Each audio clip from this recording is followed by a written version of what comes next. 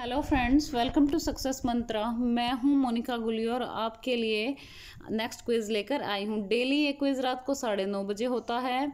Live आ जाया कीजिए daily के डेली सभी स्टूडेंट्स रात को 9:30 बजे और अपने लाइव चैट में अपने आंसर्स दिया कीजिए। जो डाउट हो साथ में आप वो भी पूछ सकते हैं।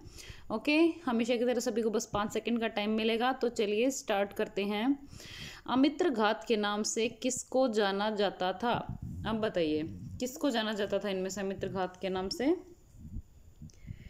Option C is correct. Okay, Bindusara. Bindusara को अमित्र घात के नाम से जाना जाता था।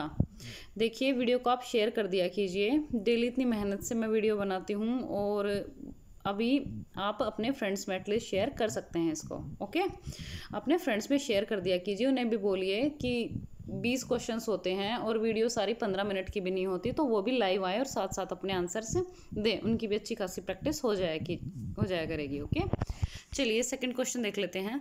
महमूद गजनी ने भारत पर कितनी बार आक्रमण किया? तो इसके लिए आपको काफ़ी टाइम मिल चुका है। 17 बार इसका आंसर होगा। 17 बार महमूद गजनी ने भारत पर आक्रमण किया था। Next question.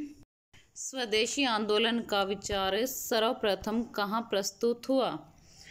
बहुत इंपॉर्टेंट क्वेश्चन है ये। जो भी सर्वप्रथम पहले होता है काफ़ी इंपॉर्टेंट होता है। तो स्वदेशी आंदोलन का विचार सबसे पहले कहाँ प्रस्तुत हुआ था? कृष्ण कुमार मित्र के पत्र में हुआ था। ओके, और ये 1905 में प्रकाशित हुआ था। इस पत्र का नाम था संजीवनी। ओके, पत्र का नाम भी याद रखिएगा, संजीवनी। नेक्स्ट, हर्यक वंश का संस्थापक कौन था? अब बताइए, काफ़ी इंपॉर्टेंट क्वेश्चन है ये भी। सभी वंशों के संस्थापक सभी को पता होने चाहिए। अब बताइए इनमें से कौन था?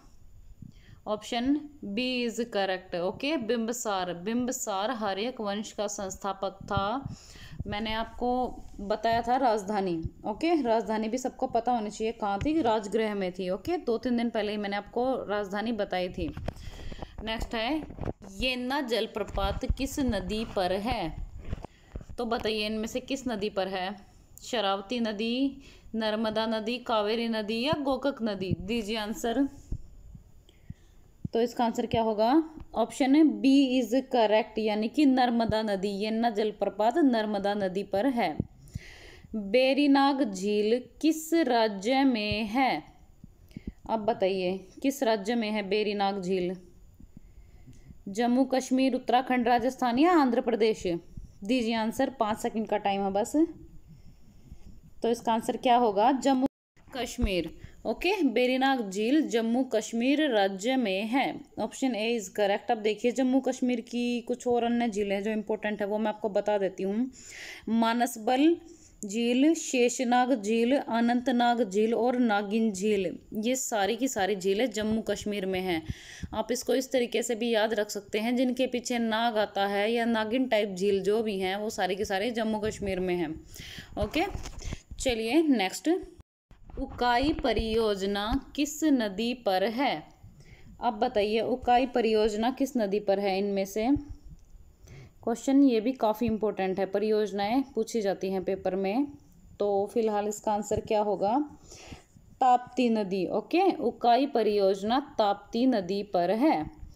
नेक्स्ट है, कौन सा उपराष्ट्रपति बनने से पहले सोवियत संघ में राजदूत थे? अब बताइए, वो जो भी उपराष्ट्रपति थे वो उपराष्ट्रपति बनने से पहले सोवियत संघ में राजदूत रह चुके थे। तो इसका आंसर क्या होगा? Doctor S Radhakrishnan. ओके, ये सोवियत संघ में राजदूत थे पहले उपराष्ट्रपति बनने से पहले। भारत में संसद की वित्तीय समितियां कौन सी हैं? अब बताइए कौन सी हैं?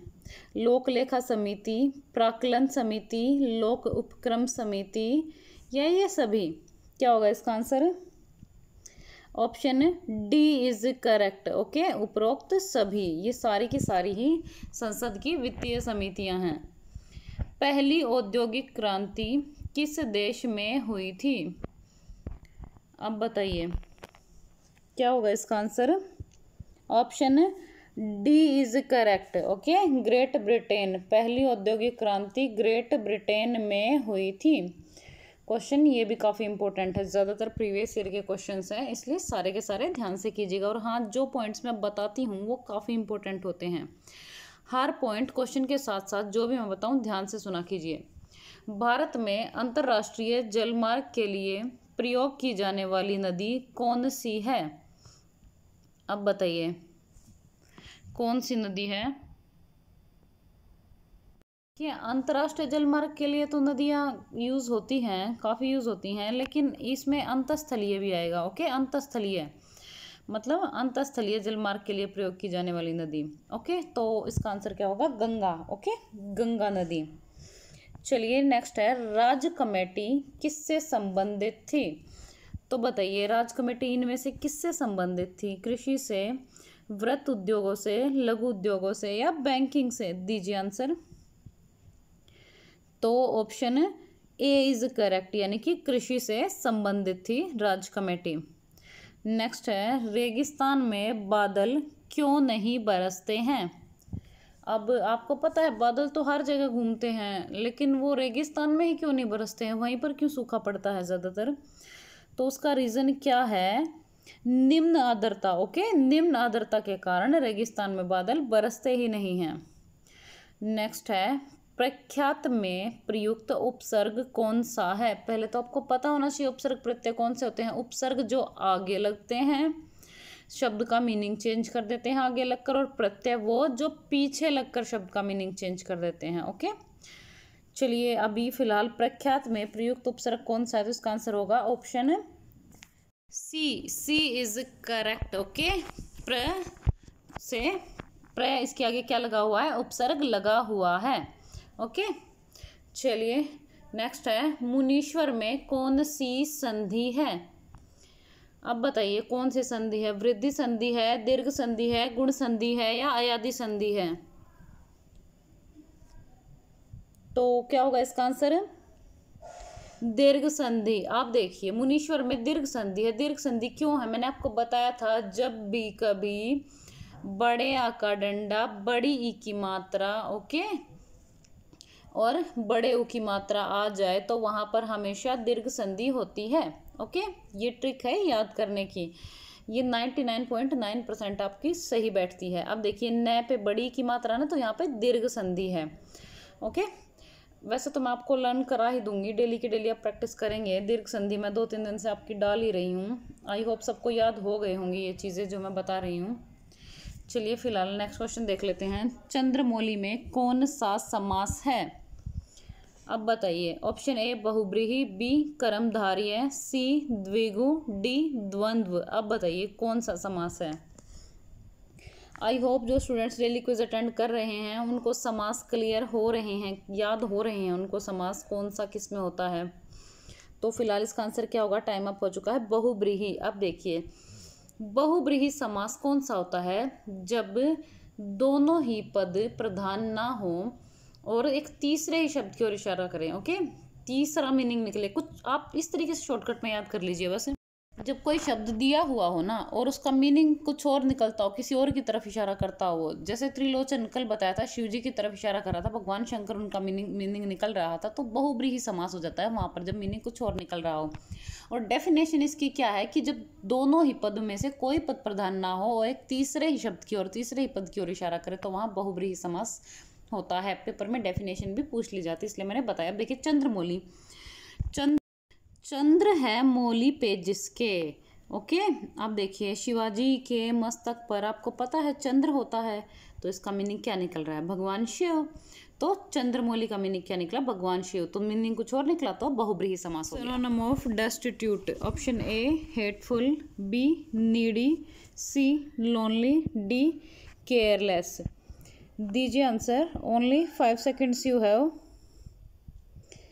चलिए टाइम अप होता है। ऑप्शन बी इज करेक्ट, यानी कि नीडी। अब देखिए नीडी क्या होता है? ज़रूरतमंद या गरीब। और डेस्टिट्यूट क्या होता है? अभावग्रस्त, यानी जिसके पास कमी हो। तो इसका सिनोनिम हो गया। ओके, चलिए बाकी के ऑप्शंस देख लेते हैं। हेटफुल, हेटफुल क्या होता है? घृणास्पद। नेक्स्ट है लोनली, लोनली क्या होता है? अकेला। और केयरलेस क्या होता है? लापरवाह। Next antonym, antonym of execrable. आप बताइए। Option A excellent, B frank, C lethargic, D blame. अब बताइए क्या होगा इसका आंसर? चलिए टाइम अप होता है। 18 का आंसर होगा ऑप्शन ए एक्सीलेंट। अब देखिए एक्सीलेंट क्या होता है, शानदार, और तो ये किसका उल्टा हो गया, घटिया या घृणास्पद का उल्टा क्या हो गया, शानदार। चलिए बाकी के देख लेते हैं ऑप्शंस। फ्रैंक, फ्रैंक क्या होता है, खरा या स्पष्ट। नेक्स्ट है लेथार्जिक, लेथार्जिक क्या होता है, सुस्ती भरा। ओके, सुस्ती को बोल देते हैं लेथार्जिक। ब्लेम, ब्लेम क्या होता है, दोषी ठहराना, सुना होगा ना, ब्लेम करना। नेक्स्ट है idiom, he can not hold a candle to his elder brother. Can not hold a candle to का ईडियम बताना है आप सभी को। Option A equal to, B not as clever as, C can not be compare to, D duller than. अब बताइए क्या होगा इसका आंसर। टाइम अप होता है। ऑप्शन सी इज करेक्ट, यानी कि can not be compared to, यानी कि तुलना नहीं की जा सकती। कंपेयरिंग का मतलब आपको पता है ना, तुलना करना ही होता है। चलिए बाकी के ऑप्शंस देख लेते हैं। इक्वल टू के समान है, नॉट एज क्लेवर एज की तरह चालाक नहीं है। डलर देन क्या होता है, उससे सुस्त। आपको पता है ना, जब कंपेयर करते हैं तो देन यूज होता है। चलिए नेक्स्ट क्वेश्चन है, one word substitution, animals who lives in herds. Option A sociable, B carnivores, C gregarious, D social. आप बताइए क्या होगा इसका answer. Time up. Option C is correct. Okay, gregarious. अब देखिए animals who lives in herds, यानी कि झुंड में रहने वाले जानवर, और इन्हें क्या कहते हैं, ग्रिगेरियस। चलिए बाकी के ऑप्शंस देख लेते हैं। सोशिएबल, सोशिएबल क्या होता है, मिलनसार। ओके, कार्निवर्स क्या होते हैं, जो मांसाहारी हो उन्हें बोलते हैं, और सोशल क्या होता है, सामाजिक होता है। ओके, आई होप सारे ऑप्शंस क्लियर हो गए होंगे। अब ये वो क्वेश्चन है जो कल मैंने आपसे पूछा था, एंटोनिम, अर्थी का। अर्थी का एंटोनिम क्या है, रिफाइंड। ओके, अर्थी मतलब सांसारिक या अशुद्ध, और रिफाइंड मतलब परिष्कृत या शुद्ध। बाकी की भी हिंदी मैंने डाल रखी है वो कैप्स की। वीडियो को पॉज कीजिए और अच्छे से सभी की चेक कर लीजिए। एक क्वेश्चन से आपके कई चीज़ें क्लियर हो जाती हैं। नेक्स्ट है, अब ये आज का प्रश्न है जो आपके लिए है। इसका आंसर आपको नीचे कमेंट बॉक्स में देना है। One word substitution, customs and habits of a particular group. Option नीचे कमेंट बॉक्स में सभी स्टूडेंट्स आंसर देके जाएंगे, ए बी सी या डी। ओके, अब चलिए जल्दी से सभी स्टूडेंट्स वीडियो को लाइक कर दीजिए।